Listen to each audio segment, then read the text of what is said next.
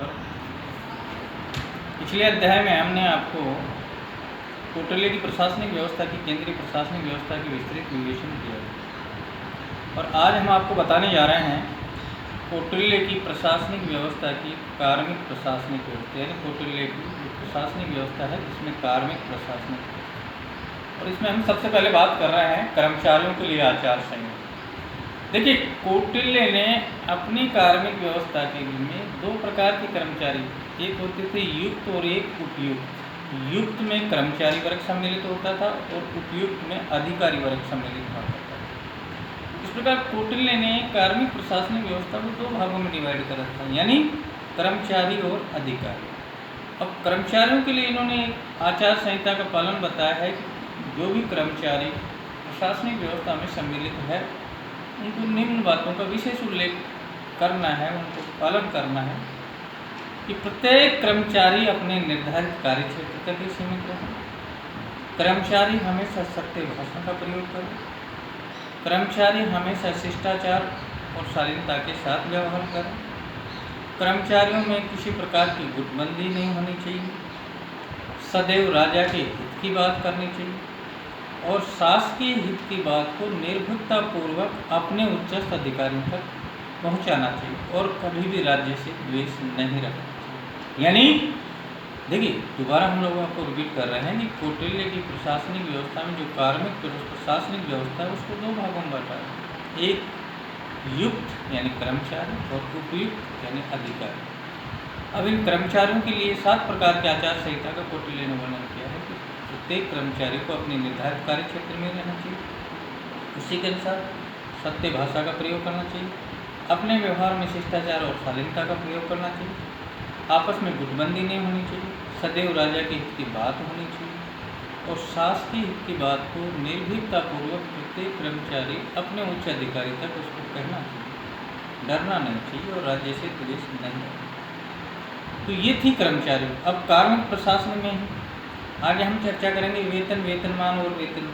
देखिए, वही श्रेणियाँ थी, 6 श्रेणियों बताई हैं कि प्रथम श्रेणी के जो मंत्री होते हैं उनको 48,000 पौंड वार्षिक वेतन, द्वितीय श्रेणी के मंत्रियों को 24,000, तृतीय श्रेणी के मंत्रियों को जो है वो 12,000 पौंड, फिर चतुर्थ श्रेणी 6,000, 5,000 और लास्ट 2,000 पौंड वार्षिक वेतन मिलता था। तो यानी और वेतन निश्चित समय पर समय पर वेतन वृद्धि की जाती थी। वही सिस्टम था जो आधुनिक व्यवस्था में चल रहा है कि वेतन में कर्मचारियों और अधिकारियों में डिफरेंस हुआ करता था। कर्मचारियों को कम वेतन मिलता था, अधिकारियों को ज़्यादा वेतन मिलता था और समय समय पर वेतनमान निश्चित किया जाता था, वेतन वृद्धि की जाती थी। इसके बाद में एक निश्चित समय के बाद में सभी कर्मचारियों को पदोन्नति यानी प्रमोशन दिया जाता था। वो आज भी व्यवस्था है, पहले भी व्यवस्था थी। ये कर्मचारी की योग्यता के आधार पर दिया जाता था कि अच्छा काम करेगा तो निश्चित समय के बाद में उसका प्रमोशन होगा ही होगा। तो ये उस समय की व्यवस्था थी। इसके बाद में कर्मचारियों को साल में सभी तरह के अवकाश थे, आकस्मिक अवकाश भी हुआ करते थे, स्वास्थ्य संबंधी अवकाश, मेडिकल जिसको अवकाश बोलते थे और अन्य सभी जो जितने भी प्रकार के जो अवकाश थे सभी कर्मचारियों और अधिकारियों में निश्चित किए गए थे जो वर्तमान समय में थे। और लास्ट में एक निश्चित आयु के बाद में हर कर्मचारी को सेवानिवृत्ति कर दी जाती थी। उसके बाद में उसको ग्रेच्युटी, पेंशन वगैरह की व्यवस्था हुआ करती थी। तो ये कौटिल्य ने कार्मिक प्रशासनिक व्यवस्था में कुछ कर्मचारियों की आचार संहिता बताई, उनके वेतन, वेतनमान और वेतन वृद्धि की विस्तृत विवेचन की, पदोन्नति की चर्चा की, अवकाश समय समय पर, चाहे आकस्मिक अवकाश हो चाहे मेडिकल अवकाश हो, सभी प्रकार के अवकाशों की सुविधा प्राप्त की और लास्ट में एक सेवा कितना टका है 4.5।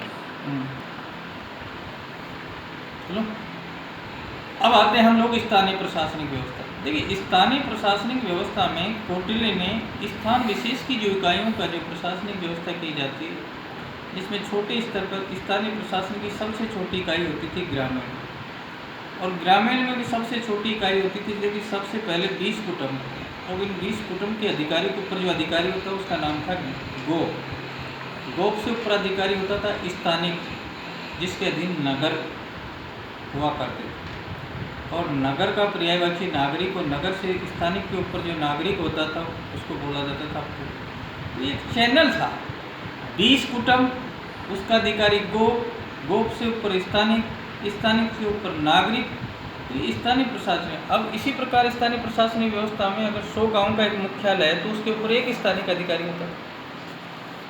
200 ग्रामों के मुख्यालय पर एक कावर्टिक होता था, 400 ग्रामों के मुख्यालय पर एक द्रोणमुख और 800 ग्रामों के मुख्य एक संग्रहण। तो इस प्रकार ग्रामीण व्यवस्था का भी डिवाइड कर रखा था कि भाई 100 गाँव का मुख्यालय फिर एक स्थानिक अधिकारी, 200 गाँव के मुख्यालय एक कावर्टिक अधिकारी, 400 ग्रामों को एक द्रोणमुख और 800 गाँव एक संग्रहण नामक अधिकारी। तो ये स्थानीय व्यवस्था थी और जो स्थान विशेष के लोगों की समस्या का समाधान करती थी। आज हमने चर्चा की कौटिल्य की प्रशासनिक व्यवस्था में कार्मिक प्रशासनिक व्यवस्था और स्थानीय प्रशासन।